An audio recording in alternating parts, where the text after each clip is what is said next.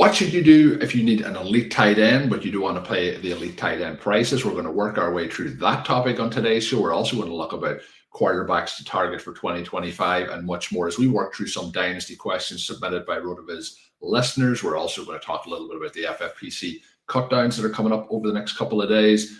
To kick off today's show, I do want to mention as well, programming note, there will be no RotoViz OT this coming Monday. We are going to have a Tuesday and a Thursday episode. And I promise the listeners you'll have to wait one more day, but it's certainly going to be worth it as we are going to be talking with Scott Barrett to dive into all things NFL draft moving forward here. And I always think back, Shawn, to a couple of years ago doing the podcast with Scott where the fire alarm went off a couple of times during the show for the fire alarm podcast. But I'm looking forward to this episode coming up this week. So just a note off the top.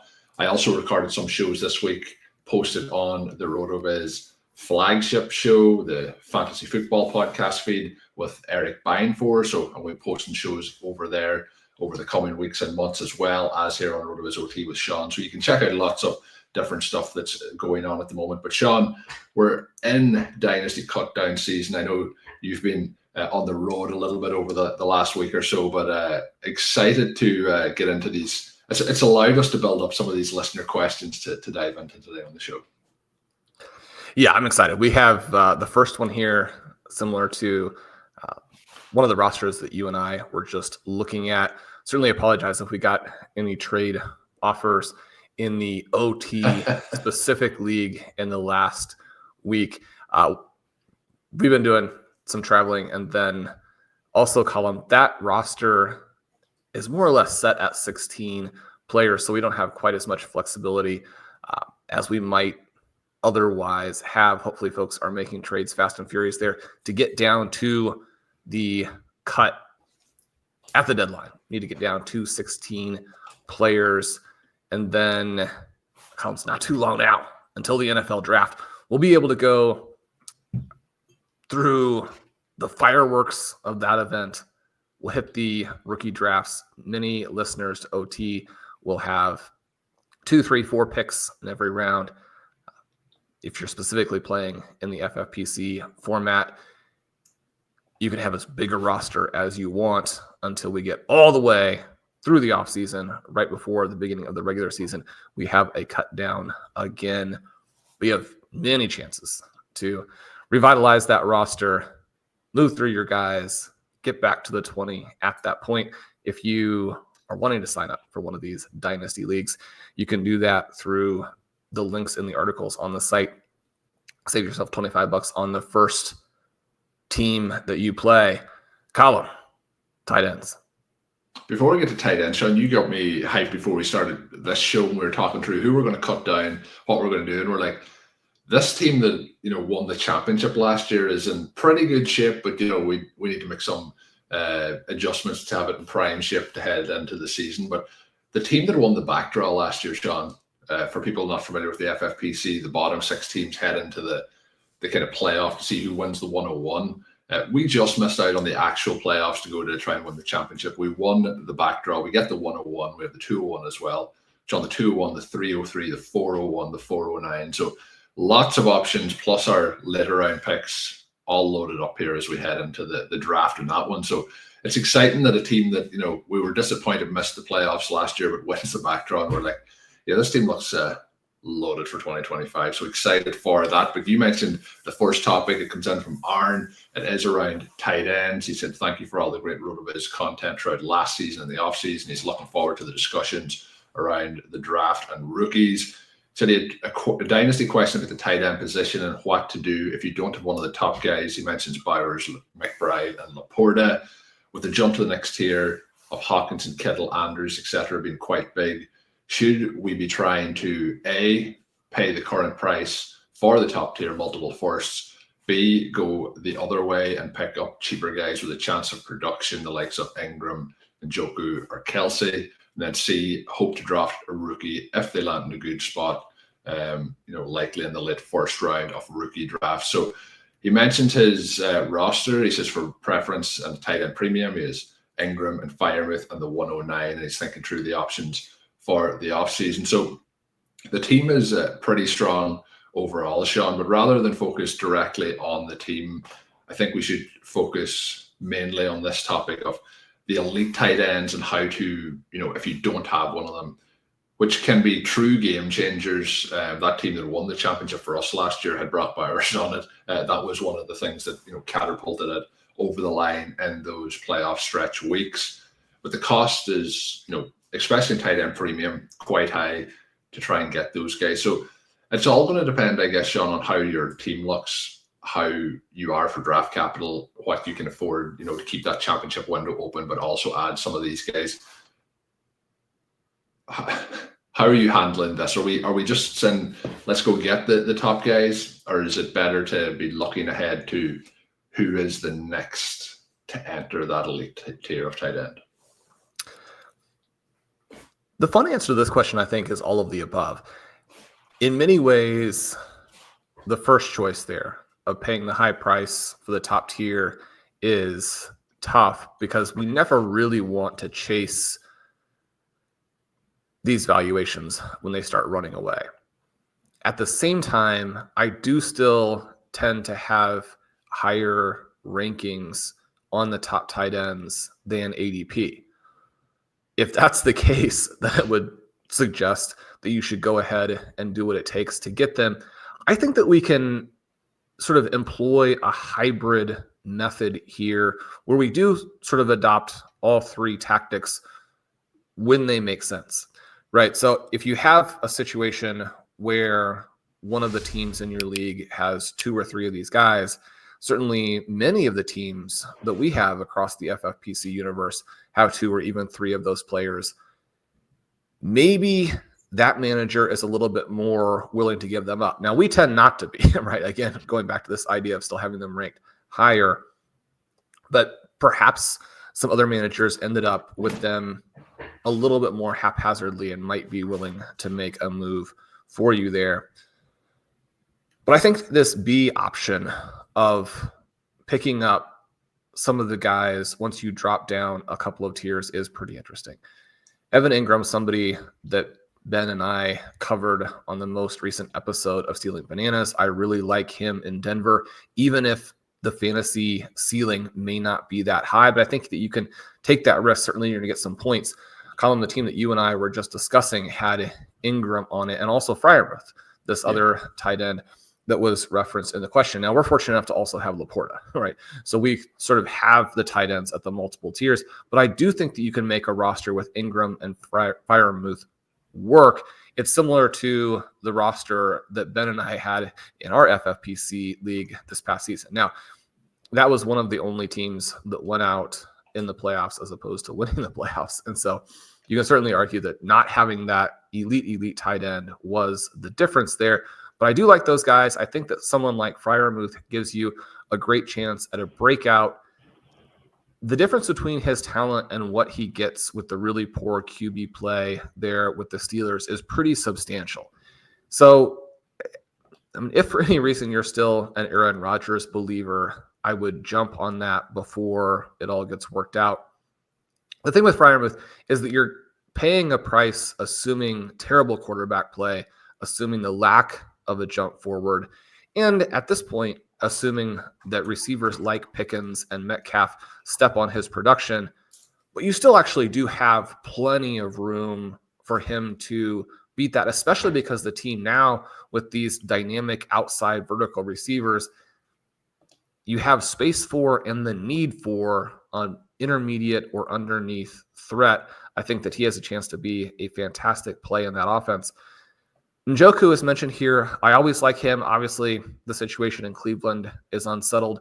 The name that I would throw in, again, in part because he's so inexpensive and so untrendy, shall we say, is Cole Kmet. This is a player where we had a breakout in 2023. Then you have the weirdness of the poor coordinator in 2024, then bringing in Gerald Everett. Obviously, we told people, don't worry about that. The problem was, and the thing to really be worried about, is just the offense was a cataclysmic disaster, right? Now you have Ben Johnson. You're going to have much more competence and dynamism in how that offense is deployed. We know that Laporta took a big step back under Johnson in 2024. So it's not a situation where you're looking at this and saying the offensive coordinator is definitely magic for the tight end position. But you think about how Laporta performed as a rookie there. You think about just the additional explosiveness that offense is going to have and what Kmet has actually demonstrated as a professional. I think that he is the way to get someone who could be that Hawkinson level player as we go forward. So that would be the B solution. Target some of those guys who are about ready to make the jump. And then C, Colm, we've got some great options in this draft. The highest profile player there in Tyler Warren is probably someone who will go around the 109. I do think it's possible that he'll go ahead of that. It depends a little bit on the prices for some of the less appealing players in your draft, like a Sanders, who could go as high as 102. We'll kind of talk about that in the moment, or could fall quite a bit. You've got some names like Emeka Egbuka, who could go 106, could fall into the second round. That type of player, where are they being valued based on the name, based on some positional value, or are they actually being drafted on the profile, which would knock them down?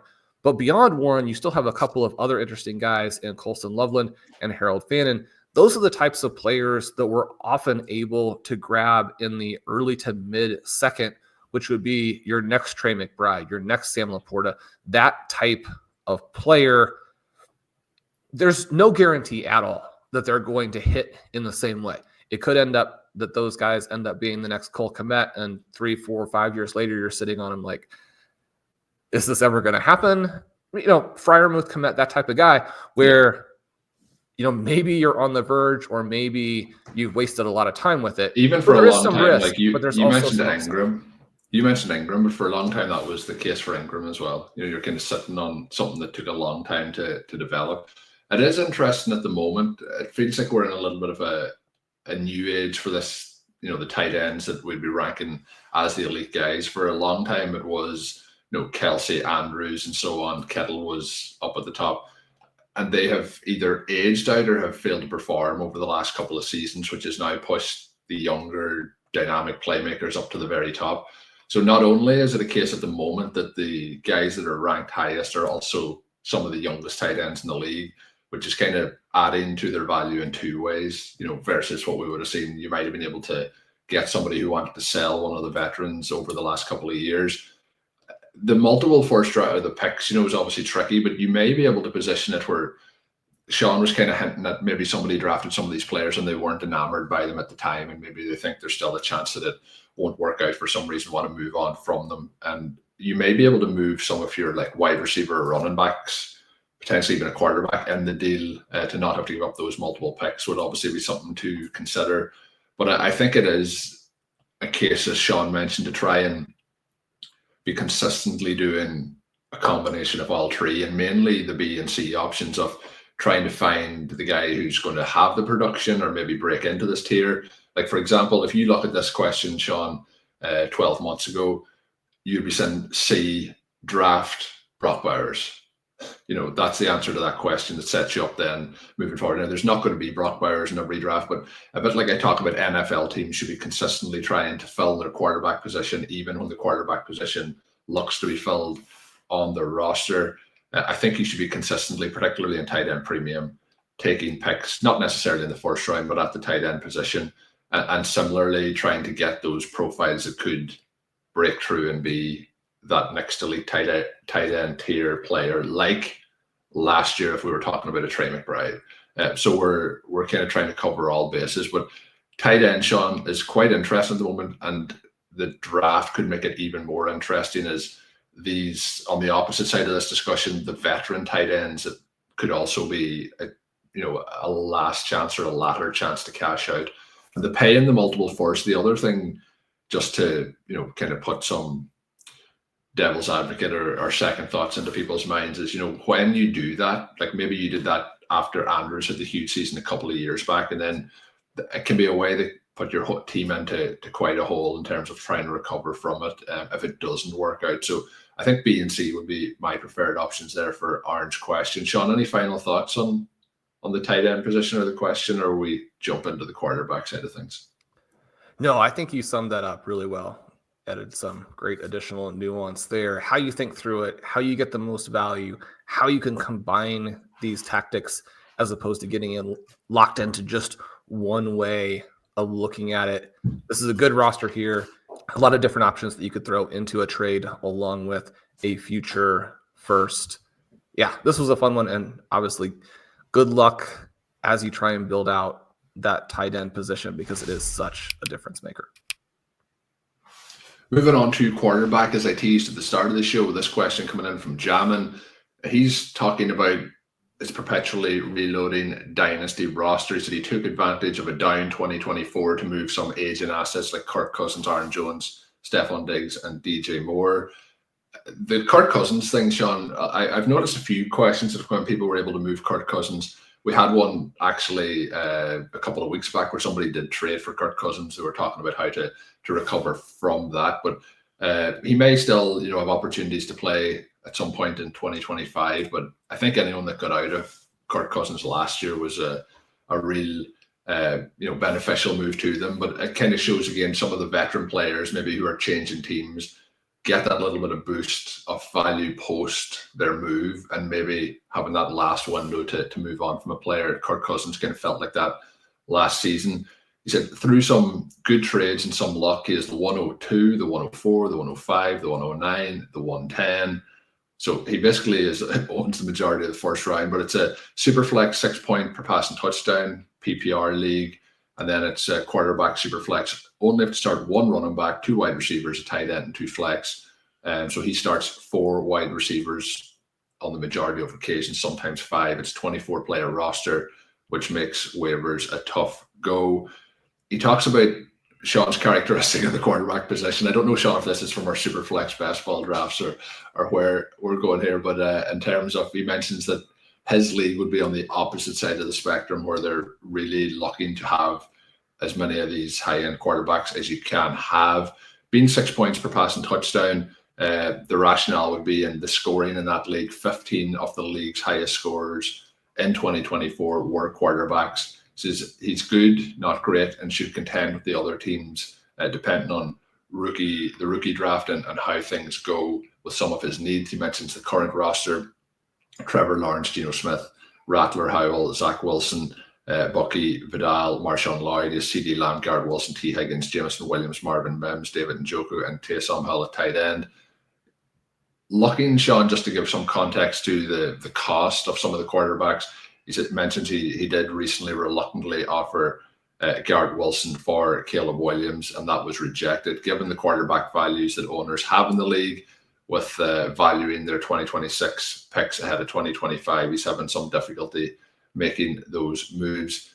His question in the end boils down to, with this year's NFL draft class obviously not being a great quarterback crop, how much would you lean into some of the QBs if you were on a quarterback needy team? That is the rookies he's talking about. He said the draft may change things, but based on what we know now, he's not sold on quite a number of the players, and having those high draft picks the direction that he should go. He's wondering, should he take a quarterback or Ward there, or does he just load up on the likes of Hamptons, Judkins, and McMillans and try and figure out, quarterback through a veteran trade? So there's a lot of things in there, and it really comes down to the quarterback landscape for the rookies and what you should be doing, particularly if you have early picks. But he's in quite a nice position where it does, like, usually we said, well, if you're not certain at the 102, try and trade back to the 104 or the 105. Well, he has the 102, the 104, the 105, the 109, the 110. But the other thing is he has to make selections at those picks.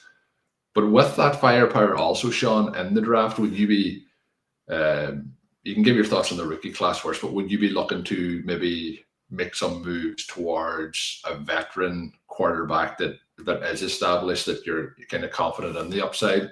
He does mention, though, obviously the difficulty of that in this league with how the managers are coveting the quarterback position. And this is a great question because it gives us an important sort of point of contrast in terms of format.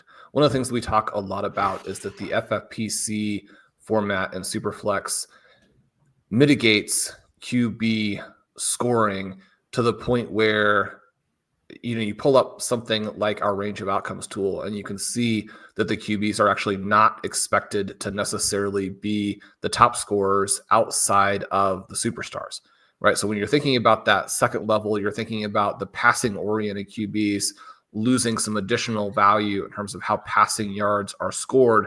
There are a lot of players at other positions that can fill into the super flex and maybe outscore them. It was actually quite beneficial in a lot of our rosters last year to not start a QB in the Superflex. Well, this league is very, very different. Anyone who has played NFFC fantasy understands sort of how that works, right? When you have the 6-point passing touchdowns, then QBs have more individual game upside, and then they obviously have more full season scoring. When you look at the roster here, where the QBs are Trevor Lawrence and Geno Smith, I don't think that's necessarily a problem in this scoring format, because if things go right for those players and those teams, then Lawrence and Smith benefit from the 6-point passing touchdowns when they hit on a high-end ceiling that allows them ideally to pull back some points maybe from the hybrid QBs.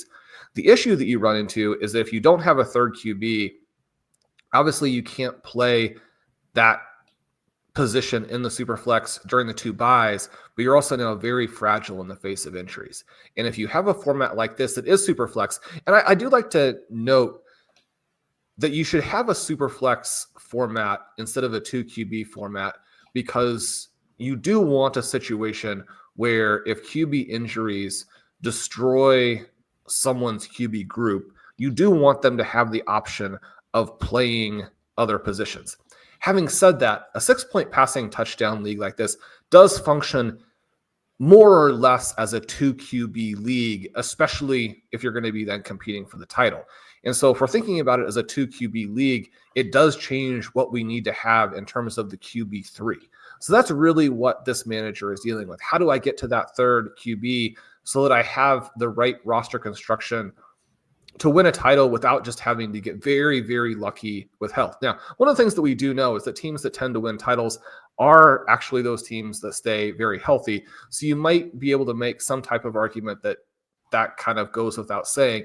And yet, ideally, we want to set up our teams to consistently get buys, to be deep in the playoffs as often as possible, which again brings us back to this question of how do you get the third QB? I think you can potentially address it through multiple avenues, like we talked about in the tight end question. But when you hear about just how difficult it is to get QBs in this league, it does sort of push you back into that direction of drafting a QB, especially if you have all those picks. Now, I tend to have Cam Ward in that 106 to 109 range in Superflex that is FFPC scoring.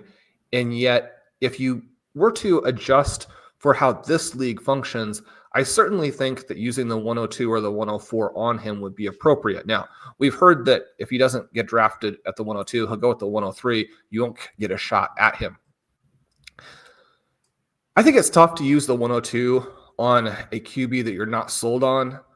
At the same time, when you have the 5 total first-round picks, one of the great things about it is you still kind of control that first round. You're still going to get a lot of the names that you want. We just talked about how Tyler Warren is interesting.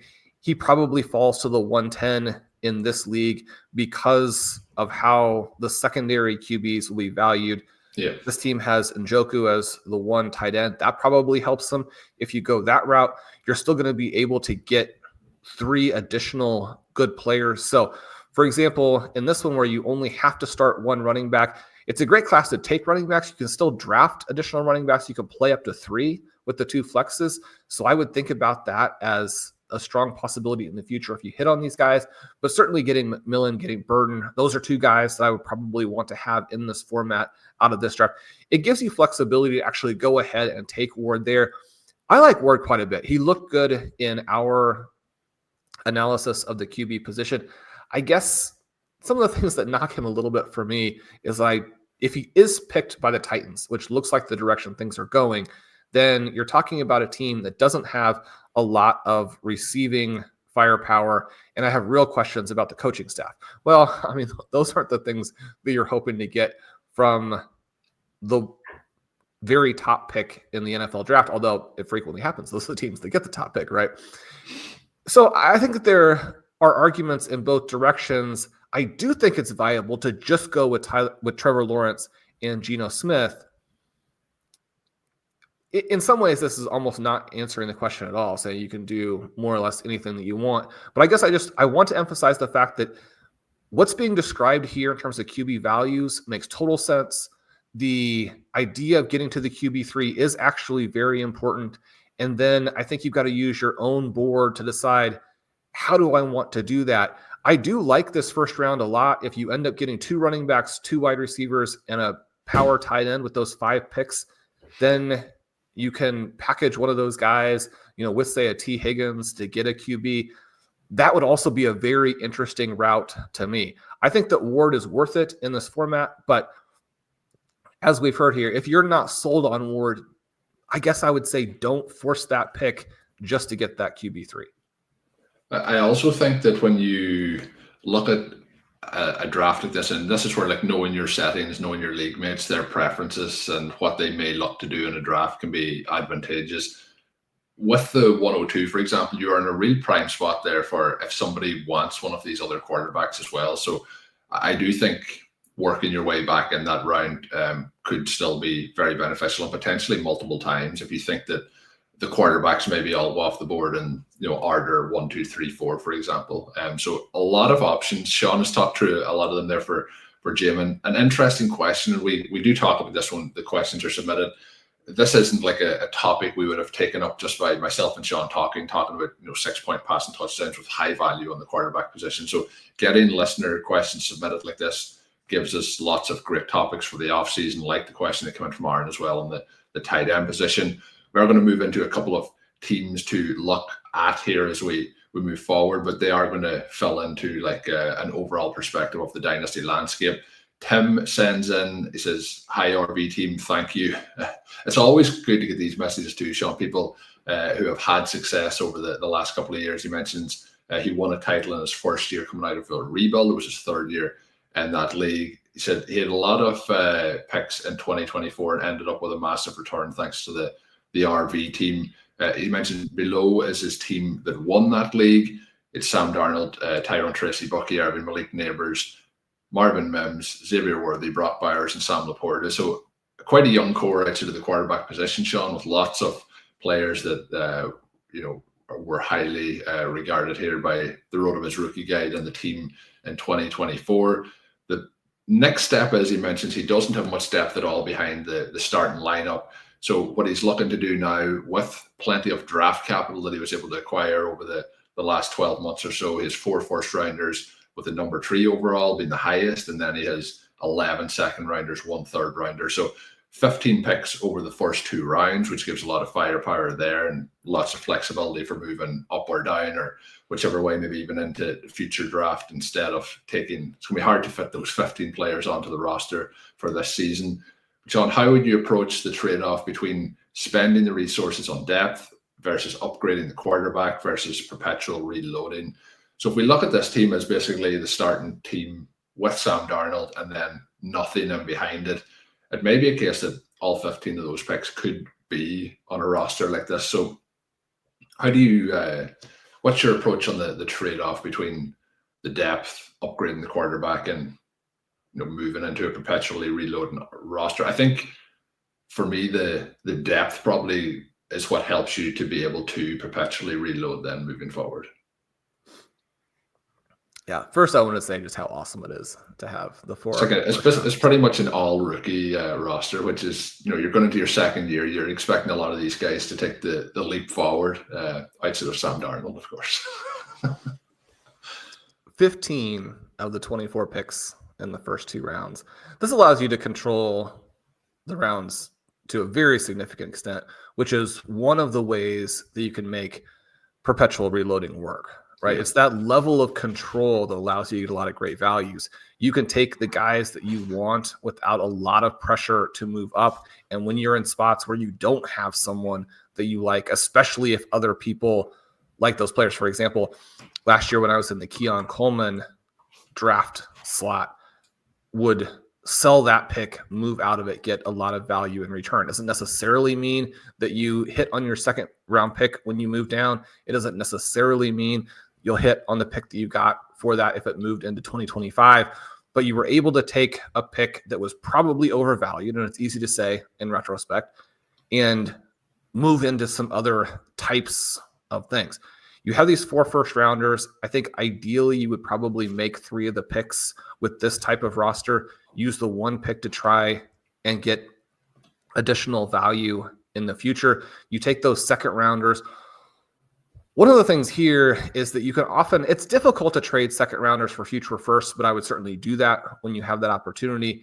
It's easier to trade them for future seconds and thirds. I think that at the very least is the return that you should be looking for. Certainly you can often trade those picks for veterans who are still very interesting. I think you're going to really want the veteran that you make the move for if you don't take the pick, because even if it's a very wide range of outcomes for many of these guys, my view right now is that the 2025 second round should be pretty good. And we're going to have some guys sort of move out of that range once we see that they're not drafted as early as we're hoping. But we're also going to see some other players move up when they're drafted earlier than expected. So usually that balances, at least to an extent.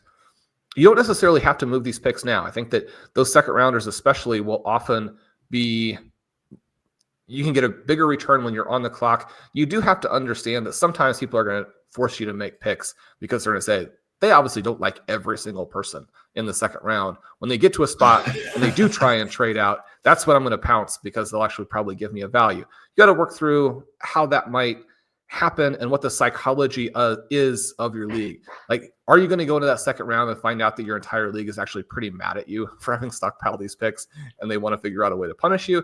So you've got to work with those dynamics, but this is certainly set up to be very fun. I think that youth is exciting. You get into the season, and in many cases, even the guys who don't originally hit, because they're young, because they can have second half of their rookie year breakouts, you can even move those players in season for guys who will help you now as you start to figure out who's going to give you instant production and who can be spun to a different manager who is deciding to rebuild at that point on the fly in season. We can get in this mindset of like only young players. Perpetual reloading means selling all the veterans, even young veterans, getting younger and younger and younger. But really part of the value of that is that other managers really also want those young players. So if you have a lot of them, even and especially in season, you can move out of those guys to players who are more peak values. During the offseason, it can be very difficult to move for peak value players because most teams see themselves as contenders. Those guys get a little bit easier to pry away when you're in week 5 and someone has started, 1-3, 1-4, what have you. Yeah, and a really cool team, cool situation with, going into year 2, it's going to be basically year 2 players and rookies outside of a couple of players on the roster. So it's an interesting team that Tim has been able to set up there. I'm actually interested to see how that team shapes up. Tim, if you're listening, send us the team post NFL draft to see how it's all situated. Last question of today comes in from Joseph. He mentions that he was the number 1 seed last year, did lose out in the semifinals, but he also mentions that he's finally out of QB prison with 3 quarterback options, and he's wondering if he should potentially move some of them. So he gets out of QB prison, Shawn, gets some quarterbacks, looking to see if he can get back into QB prison again, it sounds like. That's my favorite way to play it too. Yeah. So 12-team PPR plus a 1.5 tight end premium. So we're seeing similar to the FFPC with Superflex there. The roster is Caleb, then he has Drake May, Brock Purdy, Achan, Breece Hall, Tyrone Tracy, Jonathan Brooks. He has in brackets Sad after that one. And then for wide receiver, he has Garrett Wilson, Chris Olave, Zay Flowers, Devontae Smith, Jacoby Myers, Jalen Coker, and then Brock Bowers, McBride, and John. So circling back, Shawn, to the question we had at the start about the tight end position, here's a roster with a piece that people would be happy with after last season in Jonu, but it is topped by Brock Bowers and Trey McBride. So huge strengths here, and something that we don't tend to talk about, Shawn, moving those tight ends at that valuation, but you're at absolute peak with both of those guys. If you were looking to change a lot of your roster, this team doesn't look to be in that position. But this year, he just has the 110 and the 410. He has all his picks next year plus an extra 2026 first. So he's curious if we would try to consolidate the talent, build out the depth. Who would we trade at, or who would we draft at the 110 spot? Would we trade a QB or a tight end to balance the roster, or try and gain more rookie picks in this draft to get depth at RB, and trade these Jets away with Fields arriving or anything else that comes to mind? So kind of looking for an overview of the team in general. Mentioned that he's looking forward to hearing if we answer the question on the show. So thanks to Joseph for sending in that one. Shawn, team looks good. Has the 110, so still some flexibility there, but it's, the question's really, do you move some of these players to try and get more capital in the draft? Maybe you move them for other players as well, but to kind of balance out the roster overall. But let's start off with the QB prison. Williams, May, Purdy, any of those guys that are, very tempting for you to move away for entering this season? No, I don't think so. I mean, Purdy is always someone that you can sell because... Do you think Purdy is always going to feel like he's the starting quarterback for the 49ers, but they want somebody else? No, he I can be think the quarterback like him for 10 years and people will still feel the same way. I think that it feels like that's going to always be the case. Right. It's mostly this issue that you do hear about very frequently, especially I think from the projection-oriented crowd, which again, the projections will give you a lot of insights. Simply that you're not going to have the rushing. You're not going to have the passing volume in all likelihood. And so you have to have elite efficiency. Then you think about some of the passing game pieces that they've been willing to give up, and you're worried that, well, the efficiency won't be there if you don't have a good version of Debo, if they're willing to move on immediately again from Brandon Ayuk. What is the team actually going to look like once we hit week 1? I guess I'm relatively enthusiastic about the group that they'll still have. For me, I think George Kittle is the guy, even if he doesn't have huge target volume consistently either. His presence just allows that 49ers offense to be so efficient, to be so dynamic. We've seen at this point what Juwan Jennings can do. Is he going to have that many big games? Is he going to be that dynamic in the future? Perhaps not. But you also have Pearsall. And it's the combination of the receiving talent, but really what Kyle Shanahan is able to do with that makes Purdy interesting. You also have this dynamic where if McCaffrey plays, you're going to add some receiving value that goes onto the passing game. If he doesn't, then you probably actually have to pass a little bit more just to be efficient enough, to be explosive enough to get where the 49ers want to go. Right. So there are some things that also counterbalance to the positive side. I think the thing with Purdy is just you always are going to have the sense of where he came from and the lack of full season ceiling that locks him into this tighter range in some ways. When you get offers for him that are enthusiastic, I would go ahead and make that move, but I don't think you want to sell low, right? And right now, Caleb Williams, Drake May, their range of outcomes is so broad. You're just not going to get, in all likelihood, the payment that really reflects how good they can be. And I think it's really more about how good they can be in 2026. So if you look at this roster and say, for a team coming off of the 1 seed, maybe there are some moves you can do to raise the floor. If you get good opportunities to churn the QB position in a way that doesn't hurt your long-term upside, I would be very open to doing that. But I would want to make sure that the moves don't hurt the long-term upside. Even if you have to wait through the first half of the season, if you get a May and Williams explosion in the second half and you had kept them, and now you're almost unbeatable because the rest of the roster is so strong, you would really regret that. So again, on some of these players, this is always the case, but there are individual guys where it's even more the case, where it's the individual offer that makes a difference, as opposed to looking at a trade value calculator and say, well, this calculator value I think I would sell, or this calculator value I would buy. You can look at calculators. You can contrast those with our rankings. We're obviously not going to always be right, but structurally, the rankings will give you an advantage on trade calculators. But with these guys in particular, I would say be very sensitive to just how good the offer is before you make a move. Colm, what are you looking to do here when you think about the 110, when you think about consolidation? This roster seems pretty well set up to me.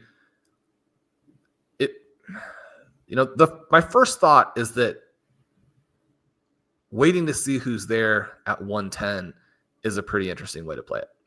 Yeah, I think waiting to see who's there. And, we've already talked quite a bit about the tight end options that might be there on today's episode. And when we look at, having Bowers, having McBride, having Jones, it might be a case that you don't necessarily need to add that additional piece. But the reason I would consider doing it is you may then be able to potentially move a McBride, or let's say you move John or Smith heading into the season if the Dolphins don't do anything additional at tight end. I think there's the option of that. I also think if you're on the clock and maybe none of the tight ends have gone, it gives you the opportunity for people to kind of relish that pick and want to go in that direction. So having that pick on the clock, there's a lot of ways to play it out. I wouldn't be, normally I would be very much like trying to recommend not to trade McBride. Out of the two, it would be Trey McBride that I would trade over Bowers, just for kind of future expectations between the two players.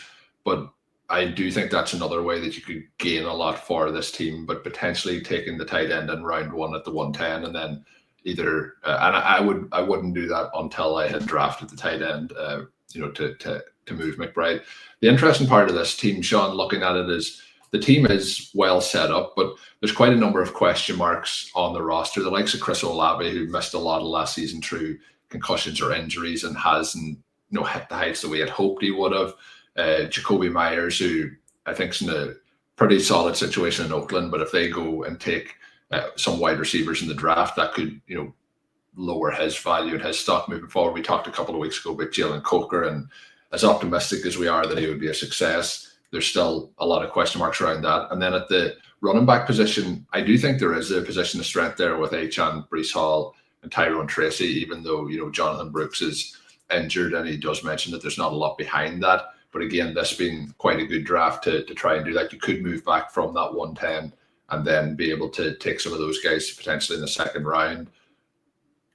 I think he mentions in the question trying to get depth at running back. I would be trying to build the strength here at wide receiver.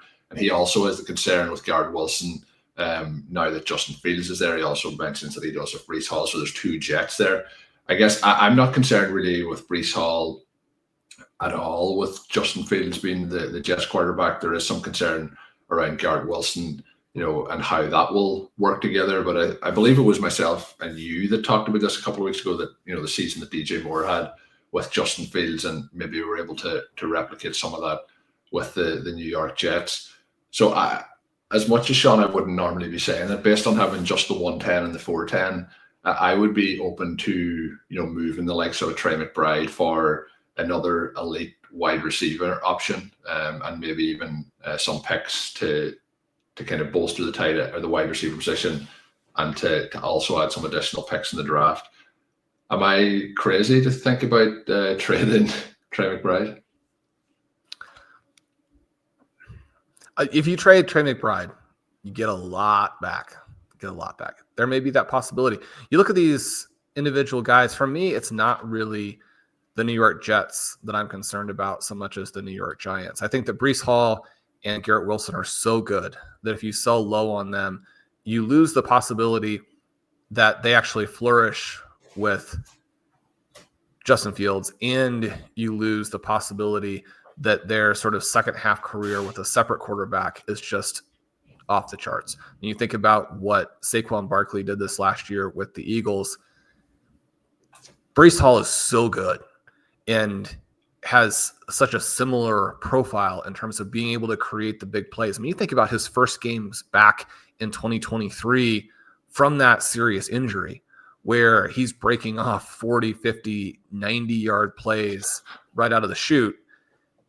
you have that possibility with him. Certainly, we would expect Garrett Wilson to age a little bit better, possibly, and to, even if it's not 2025, 2026, I mean, Garrett Wilson is going to have some high-end wide receiver one seasons in the future. Now, if you get that kind of value back in the trade, you don't have to worry about it, but you just want to make sure that you're not selling low. I think Tyrone Tracy is the guy to look to get rid of. Okay. And Russell Wilson as the QB is just unfathomably gross, right? And they're going to draft somebody who's good.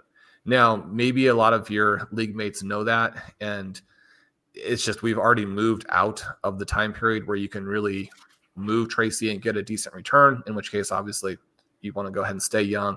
I mean, not that he's that young, despite being a second-year player, but you have the athletic dynamism. Don't give that away for free. I think a couple things you can do here would be to do something like move the 110 for the 203 with a swap of 2026 first and second round picks. So if you get their 2026 first, give up your 2026 second in order to move from 110 to 203, right? The time value there should make that a justifiable trade package, even though there's a possibility that you would gain, more slots in the 2026 draft than you're giving up in the 2025 draft. But the time discount there would make that a fair swap. For me, as I put together my board, I think the guys that are going to go in that 202 to 204, 205 range probably are as good as the players who are looking in that 110 type of area. Guys who, you can always be wrong, but look a little bit overvalued to me right now based on their profiles. That would be a possibility. You can also do something like move back from the 110 for like the 205 and the 208, get multiple picks where, you're not going to be drafting from the superstar running back range in that area, but there's still going to be a lot of running backs going there who'll be interesting. You get two instead of one.